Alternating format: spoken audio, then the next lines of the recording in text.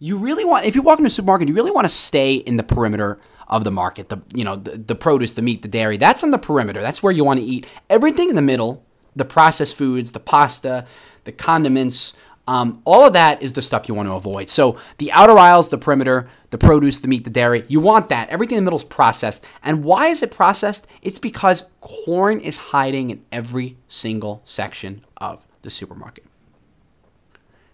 And I'm about to drop a truth bomb on you guys. If you're not aware of, some of you guys may be aware of this. I don't know, to what extent it's in popular literature, but Pollen blew my mind with this. Corn is in the aisles of soft drinks. It's in the frozen dinners. It's in the donuts. It's in the cookies. It's in the potato chips. If you go into your cabinet right now and you pull out any item and you check the ingredients in the back, I'm willing to bet that it will contain some kind of corn. If you're home right now, go ahead. You can do it. I'll give you a moment.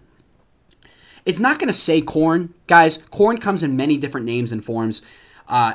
Tell me if any of these words appear on the back of, your pasta or your rice or whatever it is. Do you see modified starch, unmodified starch, glucose syrup, maltodextrin, ascorbic acid, crystalline fructose, lactic acid, MSG, caramel color, xanthan gum? All of those ingredients are made from corn. And Pollen writes that even if the items you eat don't contain corn, let's say by some miracle you found something in your cabinet, processed food that doesn't have corn, they still come from corn. Because corn is what feeds the cow that becomes your steak. And corn is what feeds the chicken and the pigs and even the fish. Most of you guys know that chicken nuggets aren't particularly good for you. Chicken nuggets actually contain 38 different ingredients. Gag. 13 of them are corn products. So let's go a little deeper. And you guys are going to hate me for this. Skip ahead 2 minutes if you ever want to eat chicken nuggets again.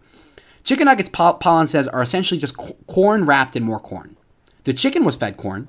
The batter is made from corn flour. The starch that holds it together is cornstarch. The oil it was fried in was corn oil. And even the citric acid that keeps the nugget fresh, because it would go bad pretty quickly without that, that's made from corn as well. Let's say you wash down your chicken nugget with a soda. Actually, your chicken nuggets. No one's going to eat just one nugget. Let's say you wash down your nuggets with a soda. Well, as I mentioned back in episode 4, when I was going into how bad Coca-Cola is, most of Coke, or a primary ingredient of Coke, is high fructose corn syrup, and that is the biggest corn offender, which is in pretty much everything. And high fructose corn syrup is probably one of the worst things that you can put in your body. Back in 2006, the average American consumed 58 pounds of high fructose corn syrup a year.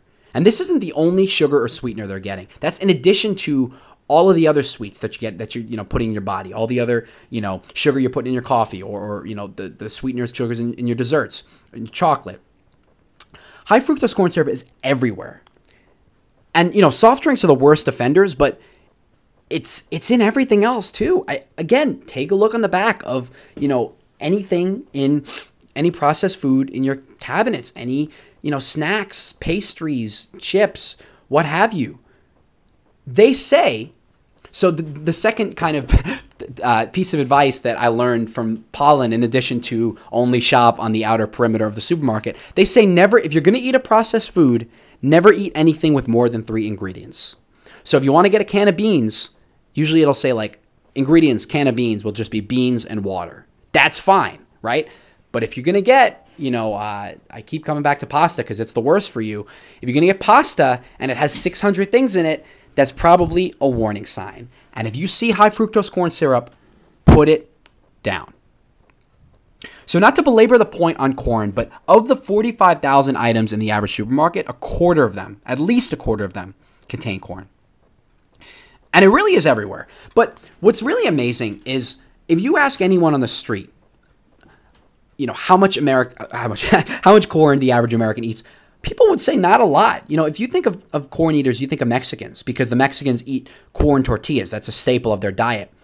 And it is true that 40% of the Mexican diet comes from corn, but, because corn is so, universal in all of the foods that I mentioned, Americans actually eat more corn than Mexicans. So the question that this poses is, how did corn get to be the central part of our diet? And why is corn so important? Because there has to be a reason for this. Corn right now is the most planted crop in America. It covers more acres than any other living species, including humans. There is more corn in America than people. I mean, it's absurd. And, you know, the reasons for this, first and foremost, versatility. I mean, corn can be used for a lot of different things. You can eat it fresh, which I haven't even mentioned, you know, eating corn just off the cob, like as a vegetable. You can eat it fresh.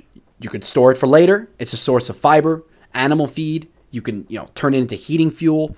Corn is maybe the most versatile food. You can also use every single part of the corn on that note. You know, the leaves and the stalk could be livestock for the animals. The shelled cobs, I think at one point, were you know, toilet paper or some there was some use for them. I can't quite remember. Dried corn was used as currency in the 1500s. There's a million different applications for corn. Again, speaking to its versatility.